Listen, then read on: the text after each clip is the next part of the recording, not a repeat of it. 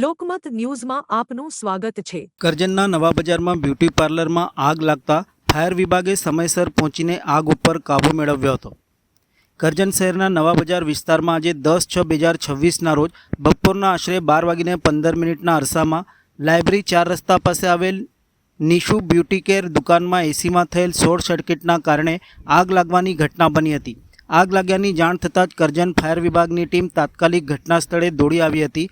Fire બ્રિગેડના કર્મચારીઓએ ઝડપી કામગીરી હાથ ધરી પાણીનો મારો ચલાવીને આગને કાબૂમાં લીધી હતી, જેના કારણે આગ વધુ ફેલાતી અટકાવી શકાઈ હતી। ઘટનામાં કોઈ જાનહાનિ થઈ નથી, જે એક રાહતની બાબત છે।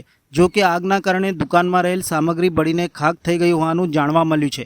ઘટનાના પગલે આસપાસના વિસ્તારમાં થોડા સમય માટે લોકોના ટોળા એકત્ર થઈ ગયા હતા।